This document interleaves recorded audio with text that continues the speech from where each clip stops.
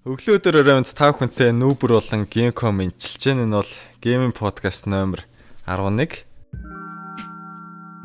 За, Gamecom ерөөхдөө амар том үйл явдлуудын мэдээллийг бэлдсэн болохоор би хавчруулах мэдээллүүдээ эхлээд дурдчихъя гэж бодож байна. За, миний ярих мэдээллүүд болохоор Хятад Солонгос ер нь шинэ хуулиуд батлагдсан талаар. За, Хятад болохоор энэ loot box янз янзын хайрцаг нээхэд одоо ямар айтемууд одоо чинь ховор айтем байх юм бол хэдэн хувьд нь унах хэрэгтэй юм бэ гэсэн мэдээлэл олон нийтэд ил байх хэрэгтэй. Тэр талаар хууль үүссэн байна. За, Солонгос болохоор онлайн тоглоомын хак хийх юм бол шоронд хоригдох хүртэл боломжтой болсон байна. За, харин Blizzard-ийн ном хэвлэлийн салбарт хөл тавьж байгаа талаар мэдээлэл байна. Тэгээд хөгширсэн e-sport плеерийн тухай их том. За, том цаашаа юм байна. Гэхдээ Hollywood-ийн инээдмийн кино нээлттэй хийж байгаа талаар яриа. За, Dota-гийн том апдейт сайхан гарсан байгаа талаар ярина. За, би бол сая 12 сард болж өнгөрсөн Game Awards 2016-г товчхон яриад тэгээд тэрний дараахан PlayStation Experience дээр юу зарласан талаар яриад. Тэгээс Nintendo Switch дээр GameCube-ийн одоо Virtual Console гарч магадгүй үснэг тийм суурхал яваад байгаа. Тэрийн талаар бас нөө Crysis-ийг хийжсэн студ одоо өөрсдөө бас Crysis-д орж байгаа юм шиг мэдээ зөндөө явсан. Тэр талаар жоох яриад.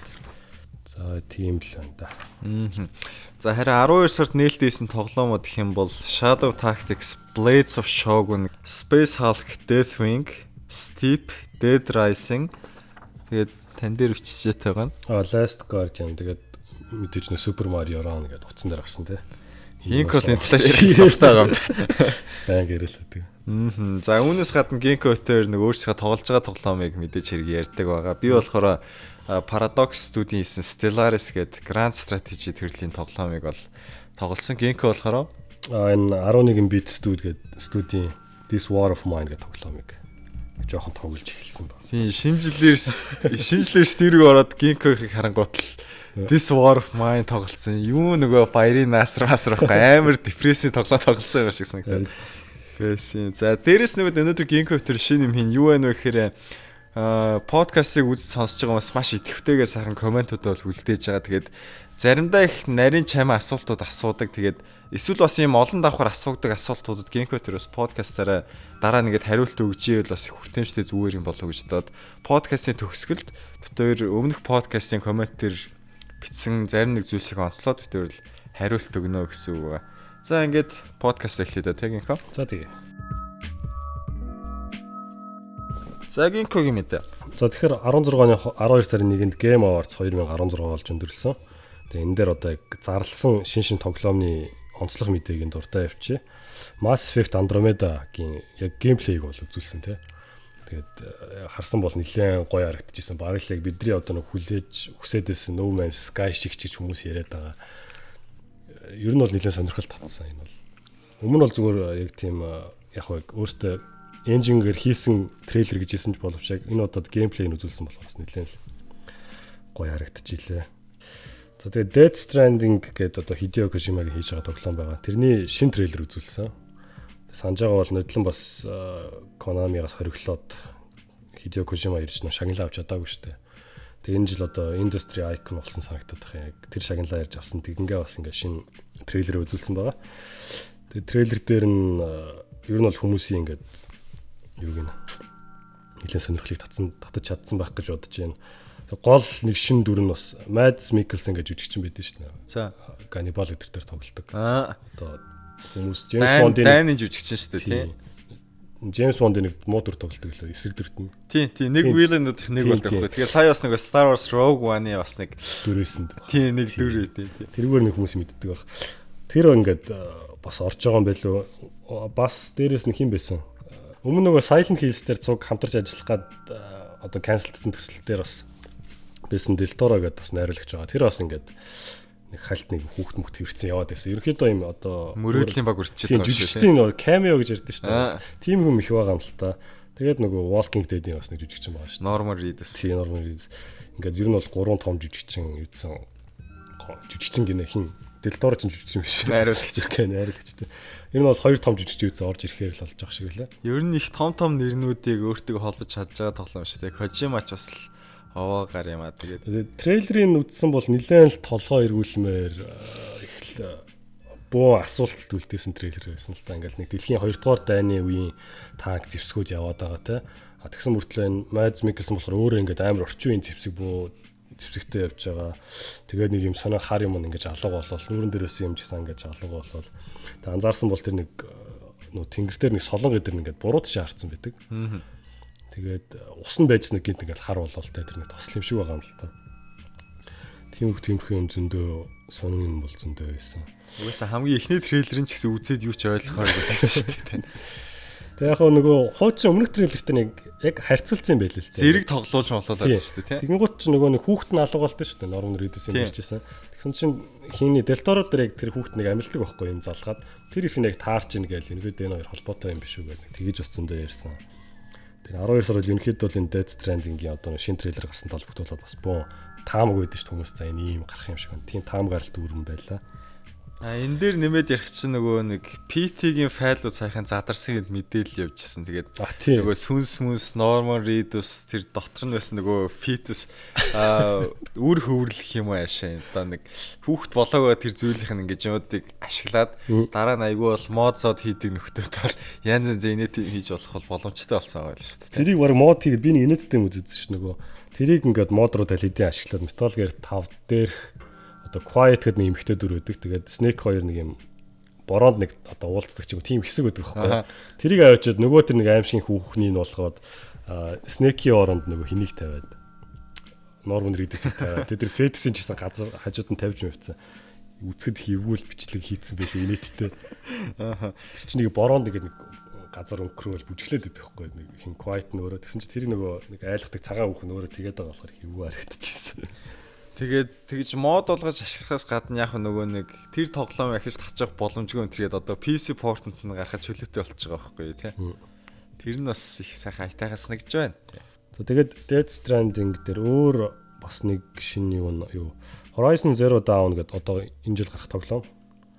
Тэрний engine дээр хийж байгаа гэдээ бүр яг зарласан. Бас тэр нөгөө Killzone-ыг хийсэн студи хийж байгаа тоглоом байхгүй. Тэр тоглоомыг хийсэн одоо engine дээр нь хийж байгаа гэдээ зарласан байсан. За тэгээ Game Awards дээр Bulletstorm тэгээд өмнө одоо PlayStation 3, PC тэгээд Xbox 360 дээр гарч ирсэн тоглоомны Full Clip Edition гэдэг remaster хийж байгаа юм шиг байлээ л дээ.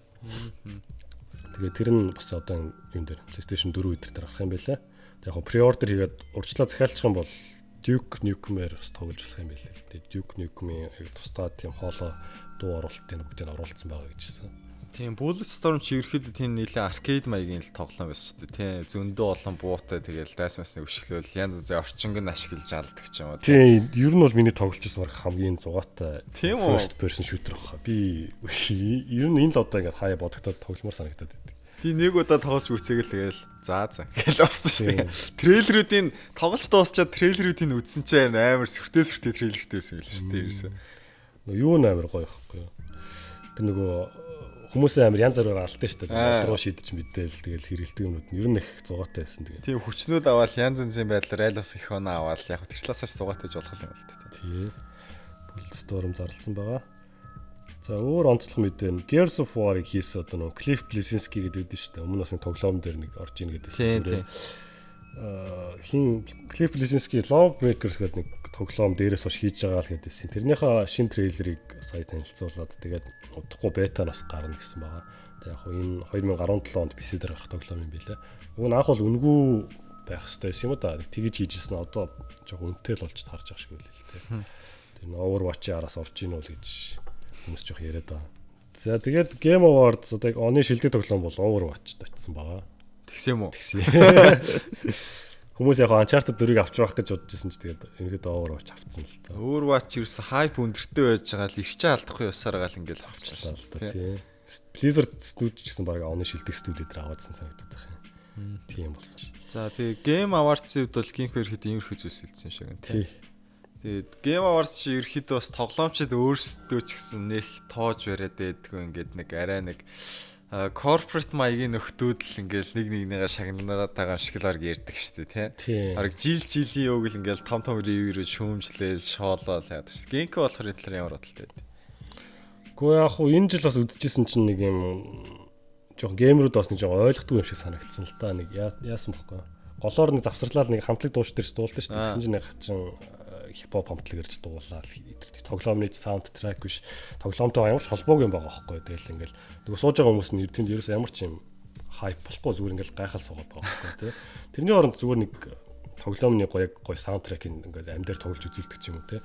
Тийм хөлөө тоглоомчтой зориулсан юм хийвэл гоё санагдсан л та. Тэгэхгүй нэг хитрхи одоо MTV Music Awards шиг болчих гээд байгаа байхгүй ингээд нэг амар сонио амтлагууд гарч ирж дуулаад өөрсдөө хөөрөл тэнд нөгөө бусд хүмүүс нь ямар ч тийм сэтгэлийн хөөрөл байхгүй ингээд гайхал тийм анзаарчихсан. Тэгээд тэр хандлагууд нь явсараад нөгөө нэг тэр ер нь хин ямар шагнал авч байгааг нь тоохгүй байхад хүрч байгаа. Ерөнхийдөө надад бол шагналууд нэг чухал ш зүгээр ямар шинэ юм зарлах үед нь чухал байсан. Энэтэй тайлмаар хүмүүс юу зарлаад байна гэдэг байхгүй тий.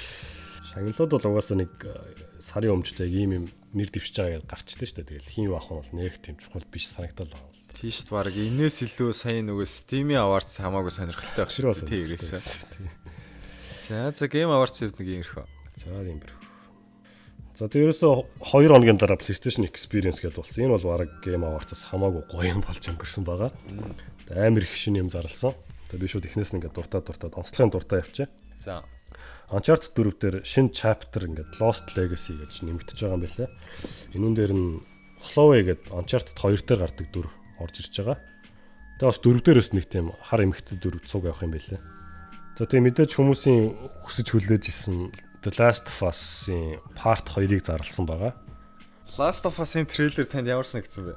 Би нөө нэгийн тоглоог болохоор нэг сүртэй тийм байгаа юм л дээ. Харин Facebook дээр найзууд амар л шеэрлж мэрлэл бараг мөрөөдөл вилсэн шиг л яагаад шүү дээ тийм. Би яг тоглоог гэхдээ нөгөө Markiplier-ийн хийсэн геймплейг бүгдийг нь дуусгаад тэгээ яг ерөөхдөө дажгуусагдаа тэгэл ясах. Тэгээд трейлер ч нэг хон санагдаг. За зарлсан юм байна даа л гэсэн ойлголт авсан. Тийм тэгээд ер нь хин Элли гэдэг гол дүрийнх нь охин жоон том болцсон юм билээ те. Тэгээд трейлер дээр нь үтсэн бол ингээд хүмүүсийг нэлээд бодтой нэг амар алдсан байсан ч жоохон цус ихтэй. Кори тэгээд тэрийг одоо яг тэгж гарах гэдэг юм бол их өгөөл харагдчихжээ л те. Тэгэл бүгдийг аална гэж Элли нэг амар юм яриад суудсан шүү дээ. Харин тий одоо Last of Us 1-ийн төгсгөлийн яриад өгчих нь цаашаа те үнэхээр гоё тоглоё гэж бодоод байгаа юм л та. Дуусгая гэж бодоод байгаа. Бид тэр нэг барыг голд нь орсног үе нэлээд явсан л байгаа. Тэрнээс уг нь явуулсан юм уу? Уг нь явуулсан. За Last of Us зарлаад ерөнхийдөө бол интернет бараг хүн болох юм шүү. Шүүгсэн. За өөр Marvel vs Capcom Infinite гэдэг зарласан байгаа. Одоо Marvel-ийн дөрүүд болсон Capcom-ийн дөрүүд хоорондоо зодтолтой тоглоом байдаг. Тэгээд үүнтэй зэрэгцээд бас Marvel vs Capcom 3-ын PlayStation Store дээр оруулаад өгсөн байлээ. Одоо PlayStation 4 дээр татаж авч тоглож болно гэсэн үг. За тэгээд Suda 51 гэдэг бас нэг жоохон өрмөц тоглоом байдаг. Нэг тийм Япон залуу байдаг. Тэрний Let It Die гэдэг одоо өнгөө тоглолдог тийм тоглоом PS4 дээр өнөөдөр гарлаа гэдээ бас зарласан. Тэгээд PS4 дээр бас нэг тоглолт сонирхож үзээсэй гэж бодож байна. Энэ Suda 51 ч юу хийжсэн шүү дээ. No More Heroes эдрэгээд сонсч ирсэн нэг сонио. Сонсч байгаа. PC дээр гарч ирсэн юм. PC дээр гарч ирсэн Killer is Dead хаа да. Бас амар сонио тоглоом. Ер нь их өрмөц тоглоомуд гэдэг. За тэгээд Crash Bandicoot Insane Trilogy гэдэг одоо геймплейг үзүүлсэн байгаа. Нэлээд гоё харагдчихсэн. Өмнө нь бол яг Crash тоглож байсан хүмүүс бол нэлээд гоё санагдах байна. Тийм хамаг тоглоомуудыг нийлүүлээд нэг том ремастер шиг хийж байгаа шүү. Тийм нэгээс 3-ын ингээ бүгдийн ремастерыг нэг дискэн дээр болгоод гаргаж байгаа юм байна лээ. Гарах өмнө ч гэсэн бас гайгүй $40 гэдэг Amazon дээр харагдчих шиг байсан. Тэгээ ер нь бол эхлэхдээ амар амархан ч гэсэн сүүл рүү нэлээд хэцүү болчтой тоглоом байхгүй Crash. Би нэгийнх нь төгсгөл нэлээд л зовж ирсэн нь санаад байх юм би. Тэгээ энийг гарахаас өмнө бас дахиад нэг дуусгачдаг ч юм уу гэж бодогдтол байгаа. За тэгээд бидний одоо маш их хүсүүлжсэн тоглоом Knack 2 зарлагдсан байгаа тийм. Knack чи яадаг тоглоом гэлээ тийм. Одоо энэ юу Knack гэдэг анх нь PlayStation 4-т цуг гарч ирсэн нэг сонир тоглоом байдаг ш нь. Энийг бол ерөнхийдөө хинч хийгээд гэж хүсээгүй гуйгаагүй тийм тоглоомыг ингээд PlayStation Sony Entertainment өөрсдөө ингээд хийгээд зарлж байгаа. Тэгээд хүмүүс л амар тийм яаж хүлээж авах нь бол ойлгомжтой. Би энэ дөнгөж зургийг хайж үзлээ л ерөөсө харж ч байгаагүй тоглоом байна. Тийм. Одоо жаахан PlayStation 4-т цуг гарч ирсэн. За тэгээд PSP дээр гарч ирсэн Loco Roco Patapon гэдэг тоглоомууд байдаг. Бас Parappa the Rapper гэдэг энэ PlayStation 1 дээр гарч ирсэн тоглоом байт юм аа. Тэрнийг PSP дээр гарцсан байт. Тэр бүгдийг одоо PlayStation 4 дээр бас ингээд ремастер хийгээд гаргаж байгаа гэж зарласан. Ерөнхийдөө энэ Patapon тэгээд Parappa нөгөө ритм гейм баггүй хөгжмийн. Аа. Ингээд хөгжим тааруулж ингээд янз бүрийн хийдэг. Patapon ялангуяа их зугаатай л та. Харин тийм Гинког ер нь битснүүдийг хараадсан чараг мэддэг үг аюу цөөх харагч шин ч ерөөсө Uncharted Last of Us гээл за Crash Bandicoot яг хөө мэдх юм гээл ерөөсө дандаа амар мэдгүй бичээвч тийм. Гэтэ PSP-тэй хүмүүс бол энэ Patapon-ыг бүгдээрээ мэдчихэж байгаа гэж бодож байна. Их зугаатай байсан тоглоом. Тэгээ одоо PSP дээр тоглож чадаагүй хүмүүс PlayStation 4 дээр гарахаар бас нэг сонирхоод үзээсэй л гэж бодож байна. За тэгээд Yakuza 6 болон Yakuza 1-ийн одоо ремейк юм да. Юу Kiwami гэдэг англи хэл дээр гарах гэж байгааг зарласан байгаа. Үн за. Тэгээд нэгийнх нь ремейк болохоор 17 оны 100. Тэгээд Yakuza 6 бүр 18 оны ихээр гэж байгаа байхгүй. 18 онд гарах тоглоом 16 он зарлалаас. Яг хөө тэр нөгөө англи хэл рүү бүх юм хөрвүүлэх гэж нэлээд цаг ордсон юм шиг байлээ л дээ. Гэхдээ бүгдээр ингээд англи хэл дээр гарч байгаа нь бас тийм үнэхээр авааштай. Авааштай л. Yakuza-гийн нэг тоглоом тоглож байгаагүй ч гэсэн нөгөө нэг Sleeping Dogs эсвэл Dojita ч тийм тэр тоглоомуудын нэг арай нэг Япон хариулт юм шиг үг нь дайгсаж итгэдэг шүү дээ тий. Гэхдээ яг геймплейг хараад бас яг ч тийм биш юм шиг байгаа маа тий. Геймплей нь бас нэлээ нөгөө жижиг саж хийх юм зөндөө байд юм байл л зогоотой караоке дээр орж дуулж хэлээ тий. Надад бол одоо энэ жил гарч байгаа Yakuza 0 гэдэг тэр нэг 90-ад оны их үед болж байгаа үйл явдал нь. Тэр нь их сонирхолтой санагдаад байгаа. Тэрийг одоо тэгээд яаж хийж байгаа нь болоо тоглолцмоор санагдав. Түрүүнээр нөө Sleeping Dogs яриад байсан шүү дээ. Тий. Тэгсэн чинь нэрээ яасан юм бэлээ. Sleeping Dogs-ыг хийсэн United Front гэдэг студ байдаг хаа. Хаагдцсан гэдэг. Тэгээ Sleeping Dogs уг нь хоёрыг хийжсэн тэрийг канселдсан юм шиг байлаа. Өө тийм үү. Тийм нэг харамсалтай мэдээ болсон. Надаа ягаад ч юм уу Sleeping Dogs би тоглож явах эхэлсэн л дээ. Их таарахтаад идэв. Чита эдрээс бодоход илүү ойрхон санагдаад байдаг байхгүй. Харин тий би бас нэг хямдрахаар нь авчий гэж бодоод байдаг байхгүй юу. Тэгээ бид нар ч нөгөө нэг 90-ад онд ялангуяа Chucky Chan, Bruce Lee, Jet Li гэх кинод үзсээр үзчихсэн. Тийм болохоор их ойрхон санагдаад байдаг байхгүй тий. Гэхдээ нэг Америкийн хотод ингээд явах нь одоо бол нэг л за гэл. Sleeping Dogs нэгийнх нь трейлер ч амар сүртэйсэн ш нэг live action трейлер үүдэн ш нэг заа зуртаал амар цодтолтол гэдэг тий. Тэр чинь бас баг Хонконг киноны хэсэг шиг харагдаж байгаа байхгүй. Тэн чи өөрөө нөгөө гол зохиол нь бас яг юм гимт хэрэгтний бүлэглэл рүү ингээд нууцаар орж байгаа цагдаагийн тухай гарчлаа л да. Тийм тэгээд цагдаадлын даалгавраа биелүүлээл эсвэл гэмт хэрэгтэн төлөв яваа биелүүлээл ингээл зохиол нөөцлөж санагдсан тий. Түрүү авин Sleeping Dogs гэсэн чи гинт саналаа ш нь уншижсэн. За тэгээд Nino Kuni 2 одоо нодлонгийн PlayStation Experience-ээр чимээгүй байж байгаа. Сая бас шинэ трейлер үзүүлээд тэгээд 17 онд гарна гэдэг яг бас нэг хугацаагаа зарлж илаа. Яг энэ нөгөө студио Ghibli гэдэг шүү дээ. Тийм. Тэгээд тентгийх жоохон оролцоод байгаа юм л та. Тэгэхээр бас нэлээд сонирхол татаад байгаа шүү лээ хүмүүс яа. Өмнө нэгэн ч яг тэгжсэн л та. Тэгээд студио Ghibli-ийн бас хөгжмийн зохиолч гэсэн хөгжмөнд биччихсэн. Тэрүүгээрээ илүү бас нэлээд өвгөн сулж чадсан юм шиг байлаа. Miyazaki-гийн хамаг гоё кино шууд нүдэнд дуудагдчихсан юмсан. За өөр чинь Nier Automata гэдэг одоо PlayStation 4 дээр гарах гэж байгаа тоглоом байгаа. Тэр бас 17 оны 3 сарын 7-нд худалдаанд гарна гэж зарлаад зэрэгцүүлээд нэг тийм демо гаргасан байгаа. Тэр демо нь бол нэлээд л хүмүүс ам сайтай байлаа. Амар хурдан одоо акшн амар тийм хурдан хөдөлгөөн өдөртэй тэгээд. За experience нэг иймэрхүү тэгээд PlayStation Experience нэг иймэрхүү тэгээд зарласан юмнууд нь бол маш чанартай. Энэ Game Awards-ыг бол хамаагүй сайн гой сонирхолтой юм зарлж чадсан. Ерөнхийдөө бол зөксөө зайгуул ингээд шинэ юм үзүүлээлсэн л та. Би ч бол King Kong-ийн PlayStation Experience-ийг харж байгаа нэг мэддэгт мэргийн цогор мэддэг дээрийн цогор гэдэг шиг юм байна. За дараагийн мэдээ. За дараагийн мэдээ. Nintendo Switch дээр GameCube-ийн тоглоомууд одоо нэг Virtual Console хэлбэрээр орж ирэх байх гэсэн суурхал яваад байгаа. За. Тэг яг хуу Wii U дээр жишээ нь Wii-ийн тоглоомууд Virtual Console-оор ороод ирсэн байдаг байхгүй тоглож болдог, худалдаж авч болдог. Тэг ингэснээр ямар одоо давуу талтай юм хэрэг яг хуу GameCube-ийн тоглоомууд жоох үнэтэй болцсон байдаг одоо жоох ховор талтай. Жишээ нь Animal Crossing гэдэг Luigi's Mansion нэг нь одоо нэлээд үнэтэй байдаг байхгүй юу. Тэг эдгээр ингээд яг хэрвээ Virtual Console дээр нэг $20 ч юм уу эсвэл 15 ч юм уу гэдээ ороод ирэх юм бол илүү олон хүмүүст бас дахиад хүрэх юм уу даа гэж бодоод байгаа юм л да. Тийм шүү дээ. Би ч гэсэн бас хизээний хэсэг тоглож үзмээр л байдаг байхгүй юу. Ингээд тоглоогүй өнгөрцөн, хэцрэгдэлд орцсон. Тэгээ ингээд заавал тэр хуучин костыг олж авах хэрэгтэй. Тэгээд нөгөө тоглоом нь олох хэрэгтэй гэхээр хизээч хийхгүй л бас харах гэдэг байгаа байхгүй юу ерөөсөө.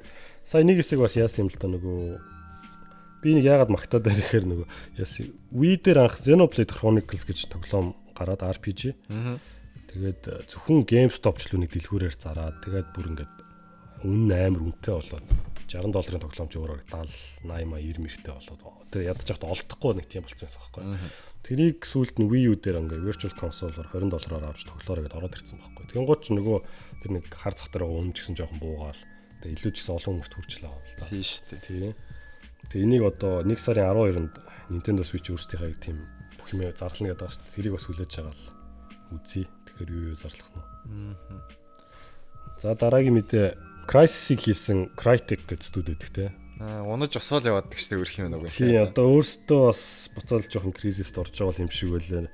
Яасан гэхээр эхлээд сүүлийн 6 сар ажилчдаа цалингийн өгөөгүй гэдэг нэг энэ тэнд гомдлоод яваадсан байхгүй юу. Тэгсэн нэх худалгүй Crytek-ийн өөртөө бид нар ингээд жижиг 5 студид хаалаа. Тэгээ одоо цаашдаа бол дандаа юм премиум IP одоо илүү том чанартай бүтээлүүдэд анхаарч ажиллах болно гэдэг. Мөнгөний үнэнүүд дээр анхаарна гэж байгаа юм байна шүү дээ ерөөсөө. Тийм. Гэхдээ тэгж ярихаар бас сонирхолтой. Crysis 3 ч өөр 13 он гарсан байхгүй. Тэгээ одоо нэлээд олон жил юм бодсон тийм. Сүүлд юу ийсэн гэсэн чинь virtual reality VR дээр нэг Robinson тэгээд Climb гэдэг нэг тийм хоёр тоглоом хийсэн юм байлээ. Xbox One дээр нэг Rise гэдэг нэг тоглоом байдсан шүү дээ. Son of Rome болов. Тийм. Тэрийг хийдсэн. Тэгээд баг тэрнээс өөр нэг онц юм хийгээгүй юм шиг байлээ. Яг ингээд чанартай бүтээл дээр ажиллана гэхээр Crysis 4-ийг бас нэг удахгүй гарах юм болов уу гэж найдаад байна. Reddit дээр бас нэг ажилтныхын пост орчихсон байхгүй. Гэхдээ Европ дахь нэг салбарын юм байсан байхгүй. Тэр ингээд хэдэн сар цалингаа авсангүй. Бид нар ч юуч мэдэхгүй байна. Манай дарга нар ч юуч мэдэхгүй байна. Гэ нэг тиймэрхүү юм явж ирсэн яг.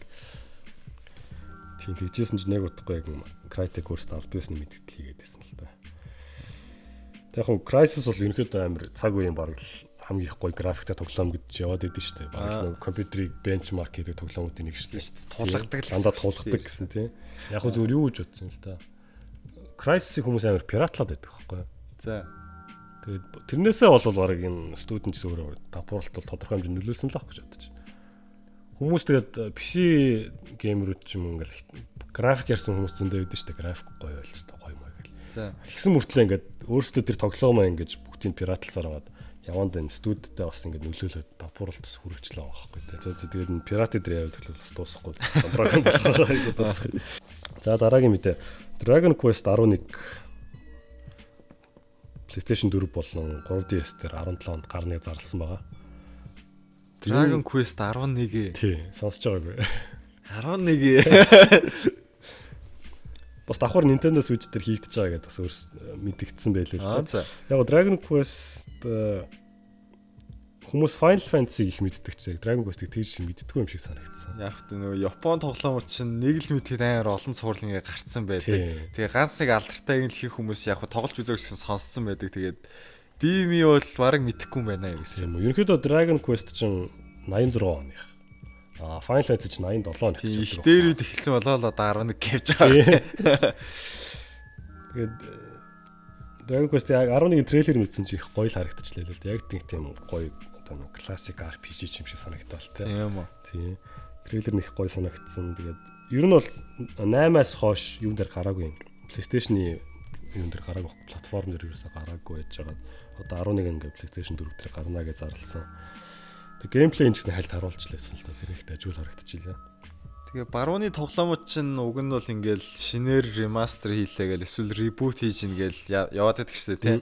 Тэгээд японочууд болохоор айгүй шаацраа ингээд зүтгүүлээл ерөөсөө ингээл нэмж явуулсараад ингээд тэр цувралын ингээд сонирхоод орж үзээхээр бас хаанаас эхлэх яхаа мэдхээ байж байгаа байхгүй тий. Гэхдээ эн чинь бас нөгөө Final Fantasy-тэй адилхан цувралтай нөгөө хоорондоо хамаагүй тий зөвхөн хамаагүй байх. Гардаг common адилхан юмнууд бол зөндөө байдаг. Цинкэр нэг slime гэдэг юм мангас гардаг тий. Тэгээ гол дөрүүдийнх нь одоо нэг дизайн нь бол дандаа хин хийдэг. Нөгөө Dragon Ball-ийн мангагийн зурсан. Тийм үү. Akira Toriyama гэдэг хүний тийм дизайн байдаг. Харуул ингэ ерөнхийдөө ойлгомжтой өсмөс нь ингээл хэсгэр адилхан харагддаг. За нэг юм их тоглоом ирж чинь гэж аа. Тий, ер нь бол би бол үзэл жоохон хүлээлт үүссэн л байгаа. Би өмнө 7-гийн тоглохгүй дээр авч ирсэн. Тэгээд бас тоглож амжаагүй л яваад байгаа. Хүмүүс бол 8-д нь бол их дуртай байт юм байлаа. Dragon Quest 9 нь болохоор яг Японд ном байж хат нэг нээлттэй хийгээд 3 DS дээр гарч ирсэн баха та. Тэгээд энэ чинь нэг онлайнаар хоорондоо ингээд цуглаж тоглоодсон байхгүй юу. Энэ тэгэл энэ тийм дэлгүүрийн гадаа мод ингээд амар хүмүүс цугларсан харагддаг байсан. Dragon Quest 10 бол нэг жоох юу болцсон юм бэл. Зөвхөн онлайн талтай болцсон юм бэл л дээ. 11 нь л одоо 8-аас хойш буцаад ингээд юм юу болж байгаа шүү дээ. Илүү зохиолд анхаарсан онлайн шүү дээ. За тэгээ миний бэлдсэн сүүлийн мэдээ Double Dragon 4 17 оны 1 сарын 30-нд PC болон PlayStation 4 дээр гарна гэж зарласан байлээ. Энд чинь хүүхлэн кино байдаг гэсэн юм зү. Тийм тэрнээс өөрөө. Би нөө тоглоомоор нь санаа. Би бол нэг Америк кино талаандаа. Америк кино бол байдаг. За. Нэг инээдтэй кино үйдээ. Тоглоом нь бол яг нэг юм штэ. Улаан цэнхэр хоёр хувцастай хүн ингээл зодтолтол. Баг муу юм шиг байна. Зодтолтол яваад байдаг. Тэгээд амар хүн амт үстэл шидэл. Жон хэцүү ихтэй бас зугаатал. Би нэг 2000-ад онд л нэг зураг үнсэл үзэр нэг хүүхлэн кино шиг мардаг байсан юм ба. Тэрийг санаад. Хүүхлэн кино байдаг гэж магадгүй. Би зүгээр яг тоглоом тэгээд тэр нэг юу байдгийг л мэдээд байна. Лайв яг бүрийн хэмжээний кино байдгийг л мэдээд байна. Яг бас юм дээр үе эртний цуврал ингээд PC болон PlayStation 4 дээр гарах гэж юм гэдэг сонирхолтой л байна. Чи өмнө тоглож байсан хүмүүс бол тэгээд бас сонирхоод үзүүлэлтэй. Тэгээд 4 нас гарч ишүү. За миний бэлдсэн мэдээ нэг иймэрхүү. Нүүбрийн мэдээр орох. За тэгээд ер нь Gecko-ийн мэдээлүүд бол гейминг ертөнцийн ер нь том арга хэмжээтэй голчлон төвлөрдөг том студиуд юу хийж яаж хийдэг талаар анхаардаг. За би болохоор ард нь арай нэг ард иргэд маань яаж байна. Жирийн тоглоомчтой холбоотой юу болж байна гэдэг талаас нь бас над илүү сонирхолтой байдаг болохоор тэртлийн нэг бэлдчихэд. Тэгээд Gecko тэр юу хэлж байгаа ер нь хизээч хоорондоо ярилцдаг. Тэгэл сар болоод за подкаст их цаг боллоо гэл уулзал ингээл янгот бэлдсэн хэдэд хизээч ер нь давхарч байгаагүй шүү дээ тий.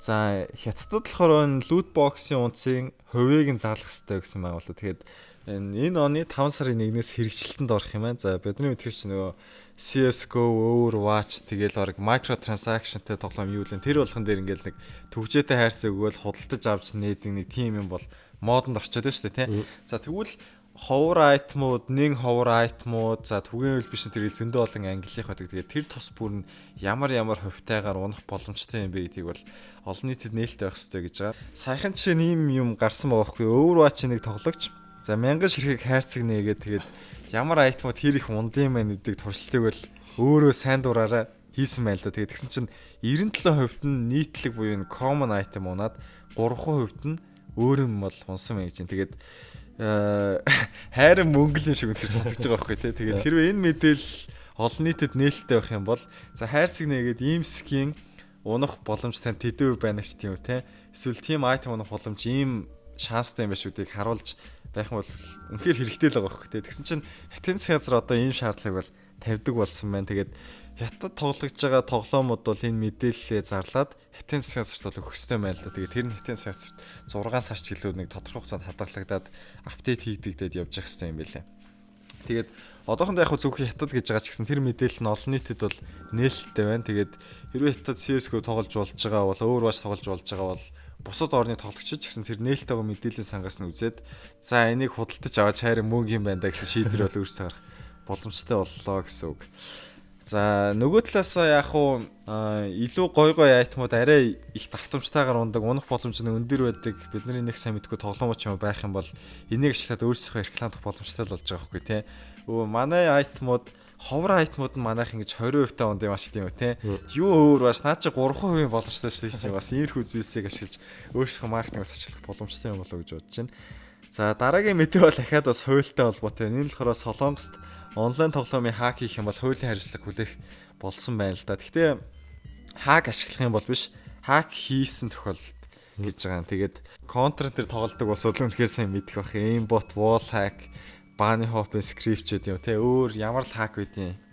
Хийсэн байх юм бол за 43 орчим мянган долларын торгуул эсвэл 5 хүртэлх жилийн хугацаанд шоронд хорно гэсэн бас шоронд хоригдохыг ямар ойлгох байх те. Тэгээ ер нь амар шийтгэл байгаа байхгүй юу те. Тэгээд Солонгосоос энэ хууль яагаад гаралтай байна вэ гэхээр Gecko түрүүч гэсэн хэлжсэн Overwatch бол оны шилдэг тоглоом болсон. Үнэхээр олон хүмүүс тоглож байна те. Тэгээд Overwatch ер нь дийлэх хакууд нь бол өмнөх Солонгосоос гаралтай байт юм байна л да. Аваргууд чинь тэгээд тэндээс хактж байгаа баригдаад бандуулцдаг. Тэнгүүтээ VPN ашиглаад Европын ч юм уу Хойд Америкийн сервер дээр очиод тоглоод гай болоод байдаг. Тэгээд энэ тархалтыг одоо яаж зогсох байх вэ гэж хүн болгол бодож идэг тийм. Тэгээ яг засгийн газраас нэм шийдвэр гаргаад хэрвээ та нар хак хийх юм бол торгуулийн эсвэл шоронд орно гэдэг ийм үйл болж байгаа юм байна. Гэхдээ хууль дээр болохоор тоглоомын хак хийх юм бол та нар гэж ерөөсөй бичээгүй. Энэ тоглоом доторх файл өгөгдөл зүйлсийг зориултын бусаар өөрчилж янзлсан байх юм бол ийм хариуцлагыг бол хүлээнэ гэсэн байна л да. Тэгээд энэ нөгөө талаасаа бас өөр байдлаар тайлбарлаж болохоор хэвгүй байдалд төвчгдсэн юм шиг санагдаж байгаа байхгүй юу? Саяхан нөгөө нэг Bethesda Studios Skyrim дээр чинь зарим модуудыг үнэтэйгээр ингэж зарж болно гэд Valve чинь тэрийг зарах гэж бас үзээд одоо аргагүй их үнэхээр олон тооны хүмүүс дургүйсэл илэрхийлсэн учраас болсон шүү дээ тий. Тэгээд тоглоомын мод гэдэг чинь бас хүмүүс өөртөө сонирхолтой байдлаар бусад хүмүүст хэрэгтэй сонирхолтой байдлаар л өөрчилж ийн л гэсэн үг байхгүй нэг талаасаа тийм үстэй. Тэгээд хэрвээ иймэрхүү хуулийн одоо заалт гიშлээд өмнө ийм хууль байсан шүү дээ гэдэг талаас нь одоо нөгөө нэг legal precedent гэж ярьдаг шүү дээ тийм. Өмнө нь ингэжээс учраас одоо ингэ чинь асуудал байх үуч тийм үү. Иймэрхүү зүйлсээс үүсчээж болох юм аа бас болгоомжл хэрэгтэй юм шүүл гээд байгаа юм билэ. Тэгээд эхний хоёр мэд яагаад ингэ сүрхийн учиргүй хууль эрх зүй яриад эхлэв гэхээр одоо саяас нөгөө нэг Counter Strike-ийн нөгөө мөрөд тоглохтой холбоотой хүртэл асуудлууд үүсээд ер нь энэ видео тоглоом чи хүний амьдралын бас чухал хэсэг. За яг бүх хүмүүсийн биш болоо ч гэсэн зарим хүмүүсийн үед цөөнгүй хүмүүсийн үед чухал хэсэг юм чаас бас зохицуулт юм хэрэгтэй байна гэдэг нь болмол харагдаж байгаа бах. За дараагийн мэдээлэл хамаагүй хөнгөн мэдээ. Энэ болохоор Blizzard ч Overwatch энтригээд бас орлого нэр бол сайтай байгаа. Тэгээд дээр үе нөгөө нэг Blizzard Legends энтригээд номнууд, за манга тэгээд насан туршид зориулсан буддаг ном энтрийг бол одоо ирж гаргаж байгаа юм билээ. Яг насан туршид зориулсан гэхээр насан туршид зориулсан гэсэн үг биш. Зүгээр нэг тийм цэцэрлэгийн хүүхдийн биш. Арай нэг янз янзын байдлаар бодох боломжтой ч юм уу тий. Тийхүү буддаг ном энтрийг бол гаргаж байгаа юм билээ. Тэгээд яг Blizzard Warcraft гэж ярихаар бас хамаагүй 2000-ад оны юм яриад байгаа шиг санагддаг байх л та. Тэгээд сайн нөгөө нэг Warcraft-ийн нээлт болоход энэ чинь WoW энэ тоглолдог гээл янзын баг ахагч нар гэмээр хүмүүс зөндөө байгаа хгүй. Зөвхөн эрэгтэй ч эмэгтэй ч зөндөө байгаа хгүй.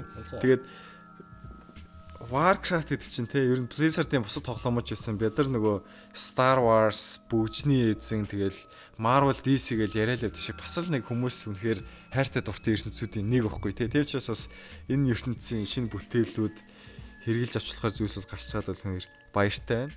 За дараагийн мэдээлэл болохоор хөгширсэн e-спортын тоглогчийн тухай нэг инээдмийн кино бол гарнаа гэсэн мэн. Тэгээд тэгтээ хакеруудын тухай ч юм уу, геймеруудын тухай кинод гарч л байдаг. Тэгтээ Холливуудын бас нэлээд том жүжигчид том нэртэй улсууд энэ ч оролцож байгаа бол байна да. Гол дүрд нь Will Ferrell бол тоглоно гэсэн байна. Сонсоод ялангуяа подкаст сонсоод чи хэм блэ гэж бодож байгаас зорж хэлэхэд бол нөгөө нэг Blades of Glory энтергээд уран гулгалтын талаар нэг кино байдаг шээ нэг Anchorman гэдэг нэг ууртай сэтгүүлчний талаар нэг ийм кино байдаг. Хөтлөгчийн талаар тийм. За тэгээ Elf тэгээд ер нь нэг яг хоо тохой үедээ инээгээд өнгөрдөг. Гэхдээ дараа нь бодоход бол яг л нэг байдаг кино нэг үлдцтэй биш үү? Тийм үлдцтэй биш кинод нэг жүжигчин бол байгаа л да. Тэгээд Fnatic болон EG буюу Evil Genius эднэр бол энэ тоглоомын талаар киноны консультац бий бас зөвлөх үйлчлэгийн төр үзүүлээд энэ киноны үйл явдлыг хамтарч ажиллана гэсэн бэлээ.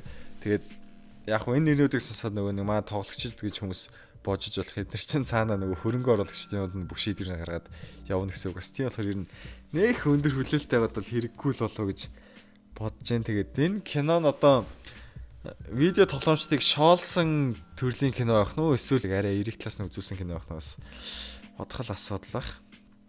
Тэгээд олон хүмүүсэд видео тоглоомч их нандин чухал сэдв нь байгаа тий.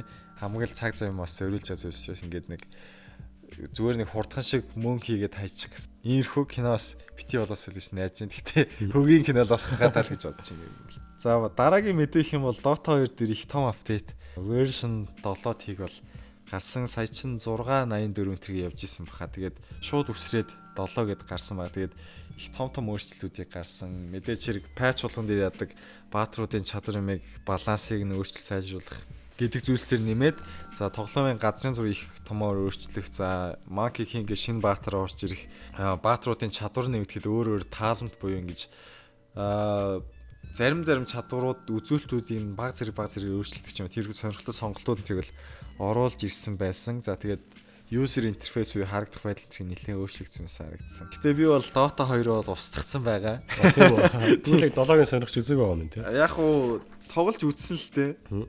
12 сар ихэр гарсан ч угаасаа. Тэгээд үгүй яг уу дажгүй болсон шиг санагдсан. Хүмүүс тоглолтын хүмүүс бол бүр ингэ шал өөр тоглоом шиг санагдаж байна гэдэргээл тийм хүмүүс нь тийч шоолоод Heroes of Storm тэрийг хуулаа ийцсэн байж тээ. Тэгээд тэрхэн байсан. Тэгээд яг уу видео тоглоом чинь ялангуяа онлайн тоглоом бол ингэж хувьсч өөрчлөлт нь бол зүүн хэрэг болов уу гэж бодож байна. Шинэлэг байна гэдэг чинь бас зүгээр шүү дээ. Тийм шинэлэг байна чинь их зүгээр ах. Тэгээд хүмүүс бол хочлоо Dota 3 гэж нэрлэдэг байгаа байхгүй. Дотор нэлийн өөрчлөлтсөн болохоор тэгээд Valve 3-ын тоонд итгэдэг болохоор 7-ыг тэг гэж гаргалаа маргалаа. Тэр хүмүүс бол явж лээ. Тэгээд саяхан бас Dota 2 их том тэмцээн болоод яг хөө тэмцээний өмнө том апдейт гаргаж болохгүй шүү дээ. Тэгээд тэмцээнийхэн дараа бол энэ апдейт гарч ирсэн байгаа. Тэгээд тоглолтог улсууд хэр өөрчлөгдсөн өөрсдөө мэдж байгаа. Тэгээд ер нь ийхүү онлайн тоглоомод тоглолт ерөөсөө орой гэж байхгүй болохоор тэгэл устгаал хайсан шүү дээ. Би ерөөсөө тэгээ магадгүй тоглоомч тэгээ босоо суулгах үсэхгүй. За миний бэлдсэн мэдээллүүд бол ийм байлаа. За тэгвэл өнгөрсөн сард гарсан тоглоомууд руу орох уу?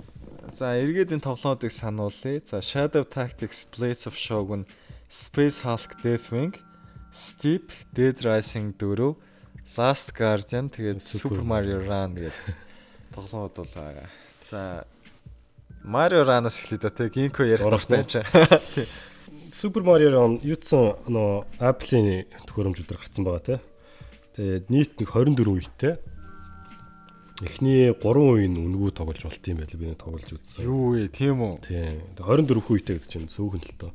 Тэгээд ер нь бол яг хөдөлтөж авсан чинь нэг цагийн дотор л дуусчих юм шиг байлаа. Хөгийн те. Яг $10 ихсэн арай л жоон цөөхөн үетэй юм шиг санагдсан л та. Тэгээд нөгөө буцаж тоглох replay value жоох юм ихтэй л гэдэг л та нөгөө бүх зоосоо цуглуулж гүйдэг мөдөг гэх нэг тиймэрхүү юм байгаа гэдсэн. Яг энэ зүгээр онцлоход гараад эхний 4 өдөртөө нийт 40 сая удаа татагдсан байл л да. Мариогийн тоглоом болохоор л тэгж байгаа хэрэг тийм. Ямар нэг хөгийн нэг тийм хуулбар байдаг шүү дээ тийм. Android-оор бол зөндөөл явж байгаа айгүй бол тийм арга. Яг энэ 40 саяасыг хитэн худалдаж авсан гэж бол Nintendo бол зарлаагүй байгаа. Цөөхөлөх гэж бодож байна.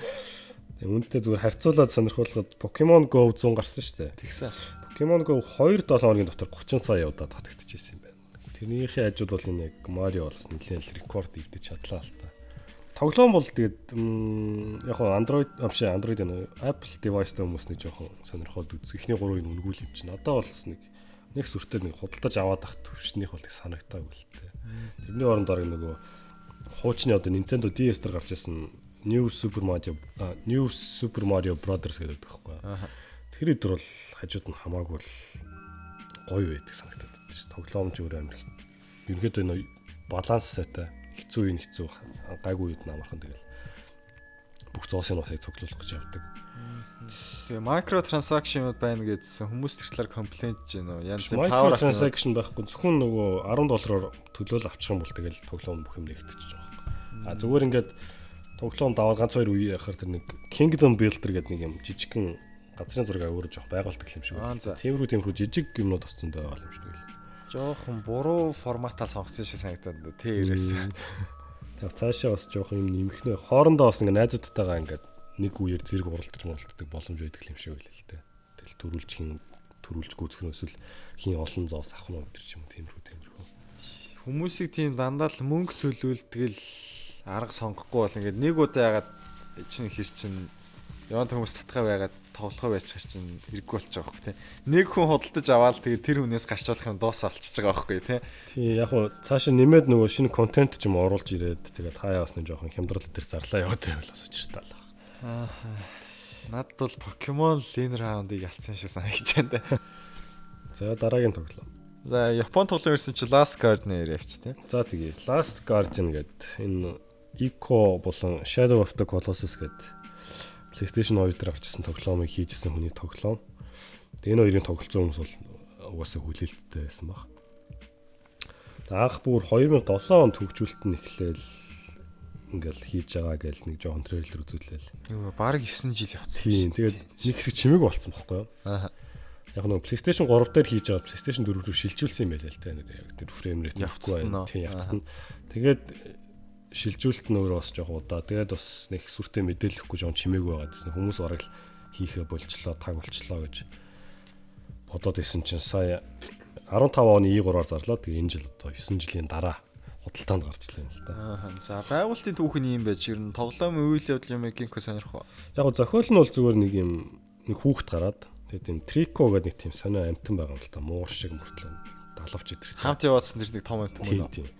Тэр хоёрын л одоо нөө хоорондоо харилцаж байгаад яаж тэр нэг төөрдөг байшин шиг юмас гарах уу гэл тиймэрхүү зохиолтой ч гэж ерөнхийдөө тиймэрхүү юм гардыг юм шиг үлээ. Тэгээ илүү тэр хүүхэд болон тэр амтан хоёрын харилцааныг л илүү үзүүлж ингэж харуулсан л тоглоом юм шиг үлээ л дээ. За дүрсийн үзэхгүйгээр зөвхөн подкаст сонсч байгаа хүмүүс ч бас байгаа шүү дээ. Тэр хүмүүс ингээд нэг бодолт нь ингээд нэг зураг зурж өгье гэвэл нэг яаж тайлбарлах тоглоом ингээ хамт яваад нэг тийм платформер маягийн тоглоом гэсэн үг тийм янз бүр саад даваал ингээ. Ерөнхийдөө дандаа ингээд нэг пазлаас дараагийн пазл ингээд учрыг олоод явдаг юм байлаа. Тэгэл тэр байшингаас гарах гал зарим үед дээр нь одоо нөгөө тэр том амтнаараа учрыг найлуулдаг юм да. Зөвхөн тэр том амтны чаддаг. Зарим жижиг нөх мөхрөө болохоор тэр цуг явж байгаа хүүхэд оронгоотаа тэр ард нь байгаа юм дарж мараал хаалхаа нээдэг ч юм уу. Ингээл хамтарч ажиллаад хоорондоо ингээд бас яах хэрэгтэй юм байл л та. Shadow of Colossus-ыг үнэхээр их магтаад юм чи энэ бас дайжгүй тоглоом. Ер нь бол үнэхээр бол маш дайжгүй байсан. PC дээр гарсан уу юу? PC дээр гарахгүй. Зөвхөн PlayStation 4 дээр гарсан байна. Тэг яг нэг амтан Intrico гэдэг амтан яг нэг тийм бодиттой амтан шиг санагдаж байна гэдэг хүмүүс их магтцсан байсан л та. Ингээл нэг өөрөө юм тэрүүгээр хийж мич яваал тийм мэднэл. Тэгээд тэр нэг хүүхэд нь ингээд наашир гэл дуудд юм байл та хөлөөлөөрөө дивсч юмсэл. Тэгэхээр бас нэг жоохон харчаад нэг тоож мод гэж юм үү те. Яг гоо жоохон нэлээ хичээх хэрэгтэй юм байл л тэр амтны яхаа л татдаг. Сонирхолтой юм те. Тэр амт нь бол их бодиттой болсон байна гэд магтцсан байсан. Амтан гэснээс Ginkgo Tamagotchi-тэй байсан уу? Байсан баха. Тийм үү? Тийм. Байсан санагдаж байна. Тамагочи ярих юм. Гүү зүгээр л амтан гэсэн чинь. Тийм. Бодвол тэгээд нөгөө нэг Тамагочигаа нэг тэжээж мэжээд гэсэн чинь тэгэхээр тэр амтнаа сайн харьцаж марцаад гайгүй харьцаад явах бол үгүүг нь ордог л байх тийм. Тийм л багтай. Тэгээд эхлээл учраа болох гэж бол дараа нь өнөхөд гайгүй харьцдаг боллоо. Эндээ бас нэг хоолунд орж өгдөг юм шиг үлээ л дээ. Дээр доос юм наагаал. Яг хөө PlayStation 4-т бол заавал нэг сонирхч үзье гэж бодоод байгаа. Бас жоон чимээгүй л өнгөрчих шиг боллоо. Яг нөгөө мэддэг хүмүүс ч юм уу хүлээлттэй байсан хүмүүс нь яг нөгөө Shadow of Colossus-ыг тоглож байсан хүмүүс хэрэг PlayStation 2-ын үед тоглож байсан хүмүүс л ч байгаа байхгүй. Тийм жоохон хөшин талтаач гэж хэлэх юм. Тэрнээс шиг ингээд үржтаа та тоглож байгаад энийг харах юм бол нэг сонирхол нь төрж чадахгүй л ахaltaа байл. Энэ ямар очилтай юм ч тийм үү. Тийм бас нэг хэсэг бүлэг хүмүүс зориулсан төрлийн тоглоом байгаа байхгүй тийм. Гэхдээ илүү нэг урлаг талаас тоглоом дээр бас ер нь тоглоод үзэх юм бол гоё л юм шиг санагдаад байгаа шүү дээ. Би бол яг PlayStation 4 авах юм бол ер нь бол бас яг авах тоглоомнууд дээгүүрлээ шүү дээ. Ginkgo чи ерөөсөө Япон төрлийн юмд айгүй дуртай юм чи. Уу яг дуртайгаас гадна өөрөө яг ойлгодог байхгүй тийм. Наад мачиг хүн тоглох юм бол айгүй л ойлгохгүй шүү дээ. Гэхдээ тоглоод үзээд гоё санагдаж байна шүү дээ. Ginkgo PlayStation аваад авбал би тоглох баслаар л үзэхгүй байхгүй. Яг зөвхөн Японд жилтгэн угаасаа нөгөө дэлхийд даяар л тодорхой хэмжээний хүлээлт байсан л та. Угаасаа Shadow of Colossus хэр алдартай байлаа тий. За Last Guardian нэг иймэрхүү. Ер нь тэгээд энэ жил 16 онд бол яалаа л та. Final Fantasy 15, энэ Last Guardian тэгээд Owlboy гэдэг дандаа 9-10 жил хөгжүүлэлт хийсэн тоглоомууд ингээд бүгдээрээ гарсан. Бас тийм сонин өрнөсч жил байлаа. Одоо ер нь ингэж олон жил хийж байгаа тоглоом бараг л байхгүй болж байгаа шүү дээ. За дараагийн тоглоом руу. За дараагийн тоглоом E3 дээр зарлагдчихсан Steep байна. Тийм. Яг би сайн санаад тахгүй E3 үзэж байхдаа хамгийн сонирхолтой юм шиг санагдсан тоглоом нэг. Тэгтээ одоо review-д үзээд яасан чинь хөөрхөн харагдаж байна. Сонирхолтой юм хийж болж байна. Гэхдээ уйтгартай байна л гэж ярьсан. Уйтгартай байна гэдэг л гол асуудал ярьж илээ. Steep-ийг би бас нэг review үзсэн. Яг уу Ubisoft хийж байгаа л өвлийн одоо спортын симулятор талтай юм шиг үлээ л дээ. Илүү бодиттой талтай. Тийм.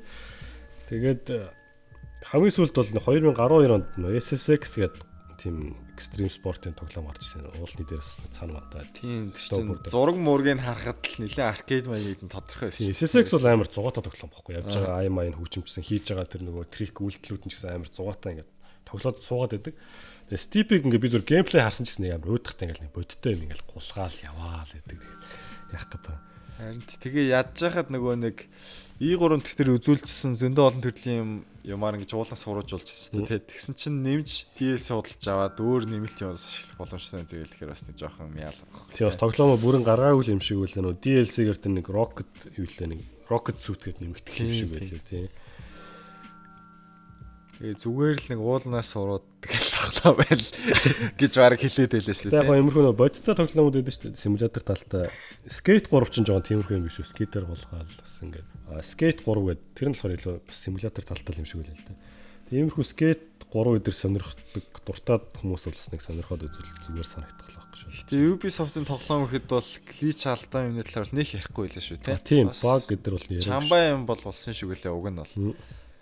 Дааш тэгээ нэг жоохон хийх яах юм сонирхолтой юм хэсэг хугацаанд алга болчиход байна. Хэд бууж үзээлээ үдчихэд байна гэж байгаа байхгүй тийм ерөөсөө. Тийм. Стип бол тэгээд ер нь хүмүүс ор гарсны ч мдээгүй л өнгөрчих шиг болсон доо. Би сүүлд нь л аим тоглоом гарлаа гэдээ харж ирсэн. За Стипийн хувьд нэг юм ирэх үү. За дараагийн тоглоом Dead Rising 4. Тийм Dead Rising 4 гарсан байгаа. За тэгээд Dead Rising нэг дээр гардаг гол дүрэн гард юм байлээ үйл явдал нь. Тийм угаасаа нэг дээр гардаг тэр дэлгүүр дээрээ буцаж очдөг гэдгийгсэн шүү дээ. Бас нөө Black Friday руу үйл явдал болж байгаа гэсэн байна. Тийм трейлер юм дээр угаасаа нөгөө нэг шинэ жилийн маягтай байсан шүү дээ. Тийм ер нь бол нөгөө нэг 100 сарын үеэр үйл явдал нөрнж байгаа. Тэр дундаа Black Friday-ээр гэж байгаа болохоор ер нь тоглоом ихэнх юм бол нэг тийм шинэ жил 100 сарын маягтай бол өрнөд харагдсан. Тэгээд Dead Rising 1 2-ыг бол ялангуяа нэгийг нь Dead Rising фэнүүд их магтдаг. 3 нь бол жоохон гэдэг шүү дээ ерөөсөө. Тэгээд буцаад тэр Dead Rising 1 2 шигээ хөгжилтэй болсон байна гэж хэлээ л дээ. Яг гол дүрэн тэр нэгээд ирс болохоор сонирхолтой байна гэж хэлсэн. Тэгээд Dead Rising дундаа хамгийн амархнуудынх нь л нэг болсон байна даа гэж хэлсэн. Хэцүү юм баг байхгүй. Өмнө тоглоод хэцүүснэг дээрсээс баг өхгүй байна мэн ухааны юм яриад лээ. Зэвсэг юм ихэд хамаагүй амар болсон. Тэр зэвсгийнх нь ашиглах эдлэгийн тэр нь хамаагүй уртцсан. Машин тэрний эдлэгийн нь уртцсан болохоор нэг талаас амархын шиг нэ нөгөө талаас хүмүүс янз шин шинийн туршиж үзэх яах боломж бол нэмэгдсэн байна. Тэргээл тэгжээ. Ер нь бол тэгэл ерөөсө бодох санах юм байхгүй баахан шинэ зэвсэг угсрал шинэ машин угсрал тэр зомбинороо аллал яваад идэв шүү дээ. Аим шигтэй биш зугаатай тоглоом байгаа байхгүй тий. Яаж эднэрийг сонирхолтой инээдтэй байдлаар алах вэ гэдэг тий ерөөсө. Тэгээ 1 2-ын тоглож ирсэн хүмүүстүүд нэлээл таалагдах байх гэж бодож байна. Надад болохоор яг юм Dead Rising нэг сонирхолтой санагддаг юм аа. Жоо цаг дими ч юм шиг санагдав. Зохиол явахгүй тийм зүгээр ингээл нэг хүн юм алаал яваад байгаа шүү дээ. Чи зохиол нь урагшлуулахтай ш нөгөө геймплей дээр төвлөрсөн тоглоом тийм байгаа шүү дээ. Яг хоо зохиол нь болохоор тэр нэг хотод болсон үйлүүдийг сурчлах гэж сэтгүүлч шүү дээ. Тийм бас өмнө хажуугаар зохиол явдсан байлээ. Тийм цэргийнхээ хааж маагаа тэрийг нь ирэн сурчлж байгаа нэг сурчлагч нь тэр л яваад тийм. За тэгтээ Dead Rising дээр хэлэхэд бол хөгжилтэй болсон гэж хэлээ. Шинэ ямар болсон бол гэж санаа зовж байгаа бол Dead Rising 3 таалагдаагүй бол 4-ийг нь бол тоглоод үзэх буруудах юмгүй гэж хэлж болохоор байна. За дараагийн тоглоом бол Shadow Tactics Blades of Shogun гэдэг их сүртэй нэртэй тоглоом байна. Ер нь бол Commandos гэдэг бас харьцангуй дээр үе тоглоом болчихсон шүү дээ, тий. Commandos-ыг орчин үеижүүлээд тэр дээр үе Японд аваачсан юм Edoгийн үеийн Японд үйл явдал нэрж байгаа тоглоом байна л гэж хэлээ. За Edoгийн үеийн Япон гэдэг бол Япончууд ч бас хэсэгтэй бас нөгөө манай 1600 он шиг нөгөө баг хаатын үеийг л хоорондоо байлдаад шиг Японд бас нэг тим үе болж исэн. Gekkakujo тэр гэдэг лээ, тий. За тэр үеийн дараа бол нөгөө хоорондоо нэгдээд нэг шоугын тол яасан тэр хавцал үйл явдал өрнөж ийн гэж байгаа л да. За зохиолын үед болохоор шин шоугун бол гарч ирж байгаа байхгүй юу? Гэтэ шоугун гэдэг чинь нөгөө нэг одоо Японы тэр эзэн хааны одоо дараа орж байгаа номер 2 хүн гэсэн үг шүү дээ. Уг нь бол яг дараалалаараа бол. Гэтэ бодит байдал дээр бол номер 1 хүн гэсэн үг тий. За нэг шинэ хүн гараад ирээд Японыг нэгтгээд их тайван болоод байж исэн чинь нэг сөрөг дүр мэдээч хэрэг гарч ирээд дахиж дайн байлд үүсэх гэдэг тийм асуудал үүссэн учраас за тэр шоугун бол өөрийнхөө ихтгэл самуураадаа хэлээд чи бага өрдүүлээд тэр асуудлыг зохицуулгээд явж байгаа юм билээ. За тэгээд тэгсэн чинь нөгөө самурай нь өөрийнхөө баяыг бүрдүүлээд нэг нь одоо мэрэгэн буудагч, нэг нь хулгайч, нэг нь туршил, нэг нь нинжач гэдэг юм уу тий. Тэрхүү улсуудыг бүрдүүлээд тэгээд тэр даалгаврыг бол биелүүлээд явж байгаа л гарч байгаа юм билээ. За графикийн хувьд болохоор нэг тийм хүүхлэн кино маягтай юм шиг юм харагдаж байгаа бах. Тэгээд график нь гоё харагдчихсан. тийм нэх голоод их юмтай бол харагдаагүй. Яг нөгөө нэг холоос харж яаж байгаа учраас ялангуяа тактикийн тоглоом учраас нөгөө юунууд нь ялгарч харагдах хэвээр. Тийм хурц хар өнсгүүдтэй болохоор нэг тийм шиг сэтгэл хөдлөлт байгаа байх л та тийм. Тэгвэл хараад бол ямар дайсан хэр амар вэ хэр аюултай гэдэг нь тодорхой байсан тийм. Юу хийж болох яаж болох их амархан харагдаж байгаа шиг санагдсан. Тэгэл нөгөө нэг цас масан дээр явахад хэсэг уцаа тэр мөрөн тэрнээ арилаад байгаа нь бас хөөрхөн л санагдаж байгаа байхгүй. За гол магтууштай зүйл бол дуу чимээ болон дуу оруулалтууд бол байсан. Тэгээд Япон гэхэр чинь нэг хөгжим бол толгойд явагддаг шүү дээ. Япон соёлын үгс их баялаг учраас яг баг одын дээр тэр шиг ямархуу төрлийн хөгжмийн хүлээлттэй байхад нь тодорхой. Яг тэр ч бол байсан. Тэгээд эрхийн атмосферыг бүрдүүлсэн дайснууд юм мэдгэд эсвэл дөрүүдээ ашиглаж хөдөлж яаж байгаа тэр дуу чимээ бол хэр голох зүйл байсан. Тэр дөрүүдийн дуу оруулалт бол их таалагдсан. За геймплейийн хувьд болохоор тактикийн тоглоом гэдэг үүднээсээ хүмүүсийнхээ тусгай чадваруудыг бол ашиглах ёстой. За дайснууд нь чинь жишээ нь жирийн цэргүүд тэгээд юм хулсан малгайтай цэргүүд тэгэл самурай болон жирийн иргэд тэр улсуудыг зарим нь хуурах, зарим нь алах хэрэгтэй гэдэг ч юм. Тэгээд ирэх зүйлсийг бол хийх хэрэгтэй байгаа. Тэгээд хиймэл оюун ухаан их дажгүй байна гэжсэн. Зарим нь болохоор ингээд чимээ мэнтэнд гарангуут ерөөсө хөдлөхгүй байна гэж байгаа байхгүй юу. Дагуулж ачаал манахстай хаалга манаа зогсож идэг ч юм ба тий. Тэгэл зарим нь болохоор ингэж хайж явах болохоор ингэж 2-3-аараа гарч ирээл ингэж хайгаал нэгэндээ дуудаал мэдээлэл өгөөл эсвэл айгаад эхлэх юм бол нэмэлт хүч дууддаг ч юм ба тий. Тиймд бол байна. Янз өрөө ботнуудыг бол нэгжээ явж ингэж байгаа байхгүй юу. Зарим тоглоом дээр ч муузаас сурсан шүү дээ. Тэгэл нэг нэгээр нь хуурж ацраал алаал ботондоо нуудаг бол нөгөөдөл чинь ботнуудыг нэгж үздэг байх нь байна тий. Тиймэрхүү зүйлс бол байна гэжлээ. Мэдээж хэрэг тактикийн тоглоом учраас тэр левелдээ сайн ямар газар үйл явдал өрнөх вэ гэдгийг бол их хайтайхан хийсэн байна гэдэг. Ер нь бол тунд ажгүй тоглоом болсон байл гэж хэлээ. Тийм би бас энэ командсын тоглож исэн болохоор надад сонирхолтой санагдаад байсан л та харж байгаа. Командос ч бас нэлээд олон сургалттай шүү тийм ерөөсөн. 1 2 3 тэгээд 4 гэж байдаг үлээ юу лээ. Тэгэл олон л ах байхгүй. Командос ч юу нэг дэлхийн 2 дугаар дээр нэг нөгөө яадаг шүү. Би яг хоёрын л бүр амар тоглолт үзсэн. Хоёр ч нэлээд хэцүү тоглоом байхгүй. Тэгэл ерөөсөө сүултээ бүр ингэ шинжэнгөө нэг үедээ зууралталтай автгүй байж байгаа л хүчтэй байж байгаа л баригдаад идэг гэсэн. Тэрийг л санаад байна. За одоо арай шинэ үеийн гэхдээ шал өөр газар үйлдэл нөрнж байгаа нэг ийм тоглоом бол гарсан. Ер нь бас командсыг ч гэсэн одоо энэ жоохон газар авах юм бол тест ремастер ч юм уу хийгээд гаргачихвал уг нь одоо нэг хоцрогдоогүй тоглоом баг гэж бодод байгаа. За дараагийн тоглоом бол Space Hulk Deathwing гэдэг first person shooter төрлийн тоглоом байна л да. За энэ болохоор нөгөө нэг Warhammer 40k-гийн ертөнцид бол үйл явдал нөрнж байгаа. Гэхдээ би тоглоомыг тоглож байгаагүй. Нөгөө нэг Total War-ын гараадсан Warhammer Fantasy-гаас бол тусдаа ертөнц юм лээ 40k гэдэг нь. Яг уу анх бол хоорондоо ямар нэг байдлаар холбоотой байсан шиг үлээ. Гэхдээ одоо бол аль бие ёсороо хоорондоо ямар ч хамаагүй гэд явд юм лээ. Тэгэхээр энэ нөгөө нэг одоо шинээр гарч байгаа Dawn of War 3-тайгаа нэг ертөнцид бол үйл явдал нөрнж байгаа гэсэн үг. Тэгээд Librarian гээд одоо нэг тэр сүртэй том сэргүүч шиг мөртлөө арай нэг тийм далдын чадвар ашиглаж чадсан нэг тийм дүрээр тэгээд хоёр туслах Terminator гээд нэг тийм хоёр танк маркийн нөхөртэй яваад Deathwing гээ нэг тийм сөнцөн онгоц юм уу сөнцөн хэсэг бүлэг онгоц төр үйл явдал нь л өрнж байгаа юм билээ. Тэрийг цэвэрлж явах хэрэгтэй тийм даалгавартай. Яагаад нөгөө нэг Warhammer Fantasy яриад байгаа вэ гэхээр нөгөө нэг Warhammer End Times Vermintide гээд бас нэг Left 4 Dead-тэй төсөөч юм шиг тоглоом гараад ч тийм нэг first person shooter mark нэг тийм жижиг геймтэй байлдал яваад нэг тийм fantasy маягийн тоглоом бол 15 онд гарсан байхгүй. Тэгээд тэрнээс арай өөр universe адилхан харагдж байгаа шиг хүртэл өөр universe юм шүү гэдэг нь тайлбарлах гээд би энийг яриад байгаа байхгүй. За хараад бол Left 4 Dead-ийг төссөн юм шиг харагдаад байгаа бол үнэн. Тэр Warhammer-ийн юудыг хараад тахтал ерөөсөө Boom Gears of War шиг нэг тийм хэрчигч юмтай амар том сүрчтэй хоогдоод ерөөсөө нөлөөл сүр байдаг шүү дээ тий. Яг тэр том танкнуудын нэг болж үүдэл явдал өрж идгээр бас яг хуу зугаатай юм шиг л дээ ингээл бүгдийн ингээл шүршэл унгаал хэрчил тастаал явдаг тий.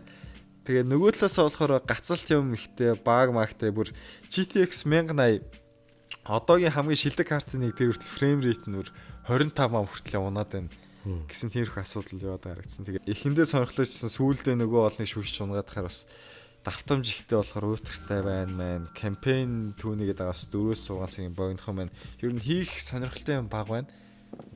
Нэг хэсэгтэй л өөрийгөө лаг гэж мэдэрч явж байгаа л дууссан их тиймэрхүү байна гэж хэлээ. За Space Hulk-ийн хувьд бол нэг иймэрхүү. Сүртэйгээд бол сүртэй. Гэхдээ удаан тоглоод ирэхээр сүйтгэртэй байна. За 12 сарын тоглоомуудын үед бол ийм байна. Одоо Гинко тэр өөрсдөө юу тоглосон талаараа ярий да тийм ээ. За тэгье. За өнгөрсөн сар би нэг This War of Mine гэдэг survival simulator маркийн тоглоом. Амьд үлдэх гэж л хичээдэг тоглоом байгаа юм л та. Тэгээ энэ бас яг бодит явдлаас сэтгүүлсэн юм байлаа. 1992 оноос 96 оны хооронд одоо хуучин Югославийг бүрдүүлжсэн нэг улс болох Босни гэдэг. Тэр үеийн дайнаар сэтгвлээд ахтай яг цэрэг талаас биш илүү нэ ард иргэдийн амьдралын талаас нь гаргасан тоглоом байгаа. 11 bit студио гэдэг өмнө нөгөө Anomaly-гээ тоглоом хийжсэн студийн тоглоом юм билээ л те. Тэгээ санаандгүй манай нэг найз ярьж байгаа л би өстө хэдэн хоног зовоод нэг хүн амтна ингээд яриад байгаа сонирхол ингээд орой очоод нэг юм бодоогүй тоглосон чинь нэлээд сонирхолтой юм байлаа. Тэгээд юу ч одоогийн байдлаар дээдл нэг 16 хоног бол гүрийцсэн. 17 хоногт дээр манай нэг хүн алуулаад тэгээд шинээр эхэлсэн байгаа л да. За энэ тоглоом болохоор side scroller survival төрлийн тоглоом байгаа шүү дээ. Тэ хажуу талаас нь хараад тоглогчтой удирлаад. Тийм, ерөнхийдөө 3 хүнтэй эхэлдэг. Тэгээ нэг хуучин байшинд эхлээл. Тэгэл яг тэр эхлээд байшинд байгаа бүх юм авахч янзлаад одоо сууцл болох гэдэг юм л тэр хүн амьдэрдэг газар. Дайн маань хизээ дуусна ерөөсөө мэддэхгүй тий. Тийм. Тэгээд өдөр гарч болохгүй. Өдөр нөгөөс нь энэ тэнд бүгдээрээ снайпер байдаг. Тэгээд яг шүнл гарч энэ тэндээс юм хулгай хийдэг, авдаг. Аж амьдралаа авч явах хэрэгтэй. Тэгээд бас нэг дарамттай юм ингээд шүн ингээд гараад зөнзөө авид ирэхэд зөрөөд нөгөө манахыг бас хүмүүс тоноо авчихсан. Тэгээд өөрөө бас ингээд яасан л та би нэг хөнгшин эмээ өвөө өгч дээрэмтчихгүй юу. Хоолох гээд. За. Нөө дээрэм байсан хүн чинь тэрийг яриад болтгоо тэгэл хөгшин эмээ хоёр дээрэмтчлээ. Одоо ингээд бид нар өөрсдөө долоон дээр юм болох гэж тэгээд байж байгаа депрессэнд орцсон тэгээд. Тэгдэм байлээ. Тийм тэгээд нөгөө нэг өөрийнх нь өдөрч болох дөрүүд сэтгэл зүйн янз янзын байдлыг бол туулдаг байхгүй юу тий. Ингээл бүх юм болоо сайхан байхаа бол ингээл жаргалтай байгаа л юм тий. Хулгай зэлгээ ороод хамаг юм алдсан эсвэл нэг нь шархтаж байсан эсвэл өвдсөн ч юм эсвэл онцгүй юм хийцэн бол тий шүн гараад гэсэн бол шаналдаг нэг нэгнтэйгээ ярих хэрэгтэй болдог тий эсвэл зүгээр унтмаар сэлдэж юм. Аюу нэг тийм хүмүүс шиг санагдаад байхгүй тий. Тийм бодтой юм байла байж байгаа л би үлсэж ийн гэж би доног шүн ойргоо онлоо гэдэг. Бас мараа нэг хүн нэлээд депрессэнд орсон чинь нэг өөр цуг амьдэрчсэн залуу очоод ингээд цуг ярилцаал нэлээ ярилцаад арай гайг болсон л тоо. Тийм хөөх юм байгаа. Тийм би гарсны дараас нэг хальт тоглож байсан байхгүй надад чинь 7 хоног ч л тоглоод сонирхолтой санагдсан. Тэгээд тоглоом бүтээгч нь өөрсдөө нөгөө нэг Сараево хотыг нөгөө бүслэгдээд яатсан байх үед нь амьдэрч ирсэн юм билээ л дээ. Ярьцлага юмыг нь уншиж ирсэн. Тийм болохоор өөрсдөө тэр юмыг туулсан хүмүүсийн тоглоом хийн гэдэг чинь бас хүнд үнэхээр юм бодогдуулъя л гэж хийсэн байгаа байхгүй тий. Тэр тоглоомын янз бүрийн дизайны шийдлүүд геймплей арга барилууд ч юм уу тий. Ер нь бол нэлээд дарамттай тоглоом санагдсан. Ямар ч тийм гэрэлгийг өөдрөг юм байна. Тийм шүү. Геймког одоо ямар ч юм шинжилээр тоглоод тахаар нэг гайхаад байсан тий.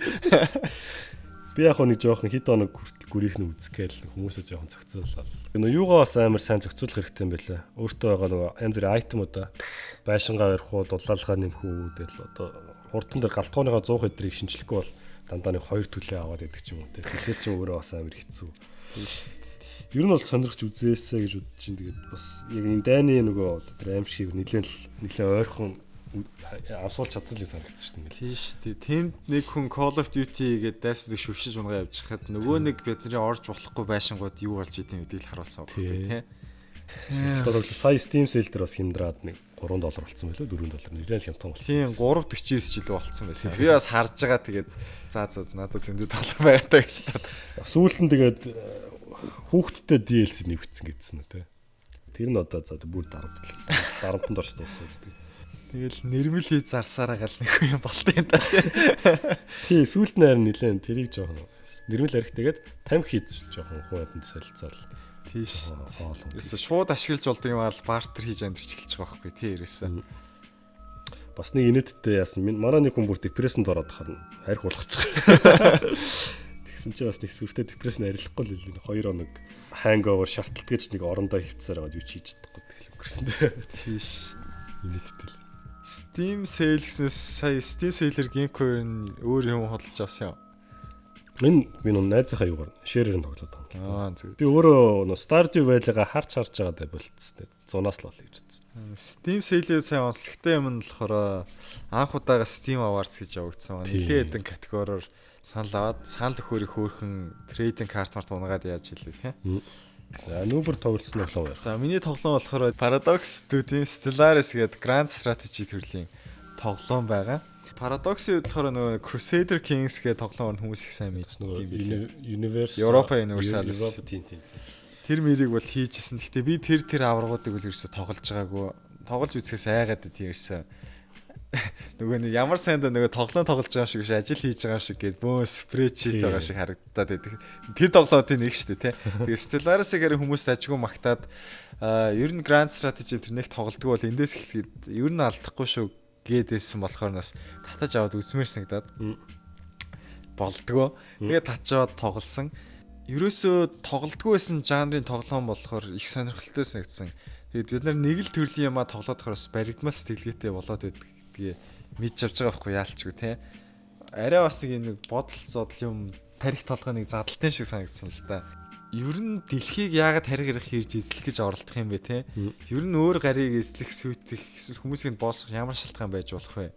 Тиймэрхүү асуудлууд энэ яалчгүй бодогдуулж байгаа байхгүй те. Тэгээд нэг Stellaris дээр чинь өөрөө ингэж нэг сансраар аялж чадхаар болоод нэг тийм гаргийг удирдаад ингээд аялаад эзэнт гүрэн болгоод байгуулад холбоо мол эсвэл нөгөөдөлтэйгээ байлдаад явж байгаа байхгүй. Тэгээд тэгэнгүүт чинь ингээд зарим азгүй нарны аймагч юм тийм юм дэр арай нэг хөгжлөөр арай нэг хойн ч юм уу гаригуд байгаа байхгүй жишээ нь.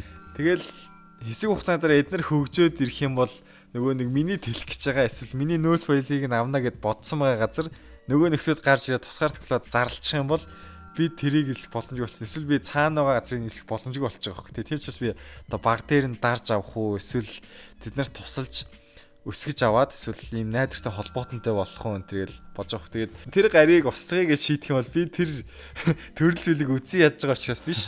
Зүгээр л it's just business те. Уучлаарай та нар миний зам дээрээс очраас би нэгчлээ те. Уучлаарай гэ бүгдийг устгаж байгаа байхгүй юу ерөөсөө. Тэгээд хэрвээ тэр замд дэлхий байсан бол яах вэ гээл ямар амар юм бэ гэж бодож байгаа байхгүй юу ерөөсөө. Нэг тийм кино байт юм аа ингээд хариг арийнхын дэлхий дээр хурж ирээд тэгээд бид нар энүүгээр ингэж юм галактикийн хурдны зам тавьчих чагаамаа. Танай гариг зам дээр таарчлаа. Тэд тоногийн дараа устгах нь уучлаарай. Тийм үйл явдлыг кино өгөх. Тэгээд тэр мөр яалчгүй саанд аваад гэсэн.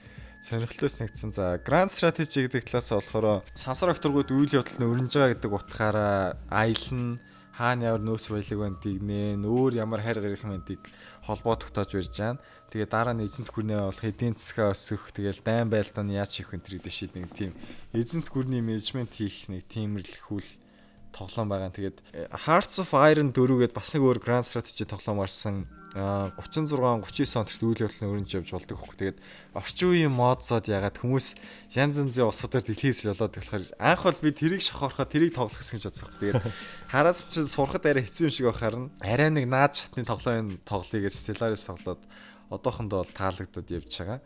Ерөөсөө нэг тийм Grand Strategy маягийн тоглоом тоглодгоо болохоор өөр төрлийн тоглож үзэж байгаа болохоор сонирхолтой санагдсан. Арай нэг тарихны өөр хэсэг ажиллаад байгаа шиг санагдаж байгаа байхгүй. Гэтэ ер нь бол сурах жоохон төвчээр орох юм лээ. Зөндөө олоодаа дахин хэлж яаж үзэл тээ. Тэгж яасна те. Ер нь Grand Strategy тоглоом тоглох гээд над шиг тойрж аваад айгаад байсан бол Stellaris эхлэхэд бол ихтэй ажигсан. Яг хав шүүмжил юмнууд дээр бол нөгөө нэг яг хав ижил төрлийн өөр тоглоомуудын тоглоод үзсэн хүмүүс ийм тийм алдаад тогтол байна гэд хэлжлээ. Над шиг сайн мууг нэг мэдхгүй анх удаа тоглож байгаа хэд бол их таалагдж байгаа. За, Ginkgo-ийн тоглосон тоглоомуудын үед бол ийм байна. Тэгээд хоёулаа ч нөгөө яа гэж ярьсан шүү дээ, тийм. Хүмүүс маань подкаст дээр сэтгэлүүдээ их сайхан үлдээж байгаа амар урамтай байгааг бол хэлэх хэрэгтэй. Зөндөө их баярлалаа. Тэгээд зарим асуулт нь их нийтлэг ирж байгаа асуулт эсвэл их хүмүүст хариултыг мэдхэд хэрэгтэй ч гэж болохоор онцлог асуулт юм уу гэх Ginkgo-ээр бас өмнөх подкастын комментуудыг уншиж чагаад хариулт өгье гэд ирсэн байна. За хамгийн их ирдэг асуулт геймплей. За геймплей Ginkgo шууд асуулаад гэх юм аа. Угаасаа хамгийн хүмүүс сонс мэдмээр байгаа асуулт байна. За яасан энэ талаар бол судалгаа хийсэн. Тэгсэн чинь ингээд миний бодож байгаа төсөвт болохоор таарах график карт гингүүт юу байгаа байхгүй юу?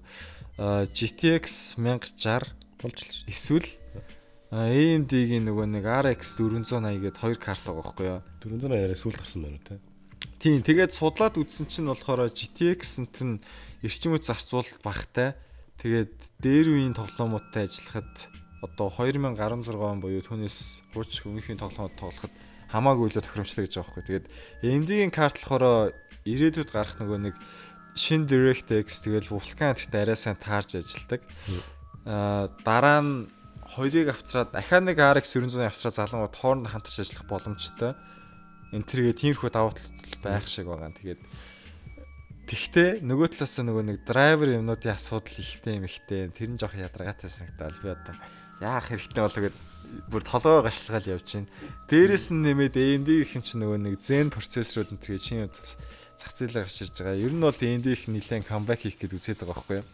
Тийм болохоор бас зах зээлийн нөхцөлөд яах нь мөн бол өөрчлөгдөж таарсан чинь би бас жоохон хардснаа л байгаа байхгүй. Тэгээд 1060 авчвал одоо яа гэм бол гэл эсвэл 480 гээл ингээд нэг гацалтанд л орчод эргэлзээл ирээс. AMD дээр яг тийм жоохон драйверын асуудалтай санагддаг юм надаа. Би бас 2 AMD-тэс хоёулаа л ер нь жоохон драйвер нь ингээл гацч мацал гэсэн шинээр суулгал. Харин асуудал бол байдаг. Тийм болохоор манайхан бас GTX ашиглаж байгаа ялангуяа 1060 ашиглаж байгаа хүмүүсийн хувьд тэгээд RX 400 ашиглаж байгаа хүмүүсийн хувьд сэтгэлдүүдээ үлдэвэл хэрэг болно шүү гэд хэлчихэ. За тэгээд график карт дээрээ гацчаад байгаа болохоор бас компьютер бол тийм их байна. Тэгээд бас камер одоо над үнэхээр хэрэгтэй юу эсвэл миний утсаа одоо сайжруулан гайв камерт утсаа аваад яаж тэгэл угаасаа кино их гэж байгаа ш зүгээр ихвчлэн фейс камер хэрэгтэй юм чинь гэж бодоод байна л да. Тэгээ жоохон бодох асуудлууд байна гэж та. Тэгээд тийм болохоор геймплей асуудлууд одоохондоо байхгүй байгаа. Тэр нь л удахгүй юм шүү дээ. Тийм энэ асуудлуудыг хариу олдохоор тэгээд тийм л байна да. За зочин авах талаар эсвэл гурвуулаа болох талаар зөндөө олон комментууд бол ирээд байгаа шүү дээ тийм. Тэгээд ер нь бол гинкотер бас боломж байгаа бол янз бүрийн сэдвэр хүмүүс авцарж ярина гэдэг санал бол нээлттэй байгаа тэр бол тийм. Гэхдээ урт хугацаанд ер нь гурвуулаа ярих талаас гэдэг бол би бол тийм ч их дэмжих байгаа. Яа тэгэхээр би өөрөө бас подкаст сонсох дуртай. Тэгээд хоёроос олон хүн байхаар надад ядаргаатай санагддаг байхгүй юу. Нөгөө улсуудыг ялгаж чадахгүй ингээл жоохон хойл солиод над өөрт тийм бэрхшээлдэг болохоор дэм юм шиг санагдаад байгаа байхгүй. Яг олон хүмүүс байх юм илүү олон төрлийн юм яриад сонирхолтой байвал сонирхолтой байх л та тийм. Тэгээд миний хувийн үс бодол тийм болохоор жоохон тэгж. Гэхдээ ер нь бол гинкотер өөр төрлийн юм ярих гэдэг өөр хүмүүс л авцарна гэж бодож байна. Киноны нөгөө ревю дээр оруулахгүй мó гэдэг нэг асуулт байсан шүү дээ. Тэр эргээ нөгөө нэг камерын асуудал яваад холбогдчихж байгаа байхгүй ер нь бол. Гэтэ намайг бол нүүбэр бол харьцангуй шинэ кино бол үзээ яваад байгаа гэдэг юм. Би чи угаасаа кинонд дуртай юм чинь. Тэгээд гейминг чанал бүтггүй бол би угаасаа зөвхөн кино ярьдаг чанал нэ. Камер яг хөө болоо зүгээр уцаар яхаар бол яг хөө байж болох аргаар нь л хийгээд явна. Камергүй гэж шалхалаад л хийгээд байхгүй. Одоо бас харцангуй ажил төрөлж идрээд яаж болох вэ? Энийг төлөвлөгөөнд тусгаад ер нь бол хавартай өгтөөд энэ шин цувралыг бол хийж эхлэх гэж бодож байна. Тэр чинь нөө трейлер ч юм уу 1 минут 30 секунд тэгэл ревю ч үсрээл нэг 5-6 минут яриад болчихвол гэдэг. Харин тийм. Тэгэхээр чи нөгөө одоо ч нөгөө сараас сарын орон нэг амар удаад байна гэдэг голоор юм орохгүй нэг хүмүүс хэлсэн юм шүү дээ. Харин голоор нэг жоохон киноны ревю дээр ороод байлсан сонирхолтой байна. Тийм ер нь бол ойр орхон бичлэг оруулалт дээр яаж байгаа. Магадгүй бас гинко тэгээд өөрийнхөө бичлэг оруулдаг чанал болох ч үгүйсэхгүй шүү дээ. Тийм ер нь бол подкаст их магтаж хүмүүс сэтгэлдүүдээ үлдээдэг тийм. Гинко тэрийг уншаад бол их баярлдаг. Тэгэл амар гоё том комент оруулах би тэр нэг юм очлаа. Тийм комент харсан гэлтэгдэн шүү дээ. За яг нь одоохондоо болохоор нийтлэг бичсэн асуудлуудыг өтөр яриад өвчлээ. Дараагийн подкастаас бас арай нэг битээр одоо нэгэнт комментууд ярьдаг бас учраас таар ийм асуулт байна гэд зэгстэй өчөөд яагаад их бол битээр бол хариулаад явахад татгалзах зүйл байхгүй. Тийм тэгээд саяхан 500 subscriber хүрсэн байлээ. Тэгээд одоо бол бүх цаг заваа зарцуулаад сонсоод сэтгэлүүдээ хуваалцаад явж байгаа бүх хүмүүстээ маш их баярлалаа. Patreon-оор мөнгө явуулж байгаа бол явуулсан хүмүүстээ маш их баярлалаа. Голлонт банкны дансанд бас хүмүүс мөнгө хийсэн бэлээ. Үнэхээр их баярлалаа. Тэрийг би дансны хулгайг харж агаад дараа нь тусаа бичлэг хийнэгээд хэлсэн л яваад байгаа тийм. Бас нөө Patreon-оо тайлбарлахгүй л гэж ойлгож байгаа хүмүүс байхгүй. Тийм. Тэрийг хийн. Тийм. Тэр одоохондоо за тийм тэрийг хийн.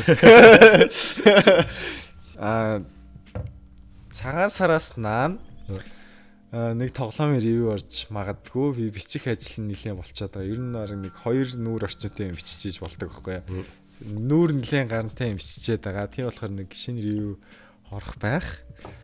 За одоохондоо ч өөр сонин зүйлгүй шивдээ тий. Гинкод хэлэх юм байна. Таач одоо явуулсан юм байна. Чамаас л их хүлээсэн хүмүүс их байна. Геймплей гэж чинь тэр Patreon-оо тайлбарлаач гээл. Би одоо өмнө тэр Valiant Hearts тэр хараад байхад бас амар их юм шиж яад гэж тэгээд одоо хийвэл би нэг тийм амар serious яаж хийхгүй байх шүү. Тэ зүгээр нэг тоглохгүй зэрж бас тэглээ. Яг хаа хамааралтай ганц сэдв байвал юм хардаг ч юм тийм хөлөө байх. Одоо зүгээр шиг монгол хэл дээр тийм тоглоомны ревю нэг сүртэй ордгоо болохоор зүгээр сонирхолтой бол. Угаасаа бичих ч амар ядаргаатай ч. Ревю бичээ зүгээр ингээд ярьж байгаа шиг ярих бол одоо энэ подкастыг харалтаа хоёулаа бичлэгээд баг 2 цаг болж байгаа байхгүй. Ревю хийнэ гэдэг чинь бид нар нөгөө нэг үзээд сурсан ревю чинь бүгднийг хүмүүс яг бичдэг. Тэгээ тэрийг сонсоход гоёор ингэж ахиж бичээд тэгээ видеотаа таарж хаалцлаад яадаг. Би бас тийм л юм хийх гэж хичээдэг байхгүй. Яг үздэг шиг өөрийнхөө үзэх дуртай шиг миний үзэх дуртай юм монгол хэл дээр байхгүй учраас би энийг хийж байгаа байхгүй тий. Тэр ч бас нэг өөрийнхөө хүсэж байгаа хэмжээнд хийчих гээд боддог. Гэхдээ одоо жоохон хийгээд тогтмол хийгээд өөрийгөө түлхээд эхлэхээр бас болох болоо гэж бодож байна. За ингээд өнөөдрийн подкаст нэлээд урт боллоо. Яана одоо янзлах гэж бодно. За ингээд дараагийн бичлэгч подкастч. Уг нь 12 сарда нэг жоох юм хийгээд гаргачих гэсэн чинь сонжроод одоо тэгээд баах юм ярьсаар юм болж. Харин тэглээ. Тэгээд жилийн төгсгөлгээд. За ингээд өнөөдрийн подкастыг хамт хийсэн Гинкодо маш их баярлалаа. Тэгээд энэ подкастыг сонсоод цагаа гаргаад үзэж байгаа сонсож байгаа бүх хүмүүстээ маш их баярлалаа. Сэтгэлүүдээ үлдээгээрээ дараагийн подкастаас эхлээд Гинкотоор сэтгэлүүд яг хариулт өгөө явна. Тэгээд одоо бол комент хийжсэн бүх хүмүүстээ маш их баярлалаа. Гинкотоор одоо ч гэсэн бүгдийг уншдаг. Их баярлалаа. Ингээд дараагийн имжлэг хүртэл төрөө баяртай. Нүүбэр болон Гинко байлаа. Баяртай.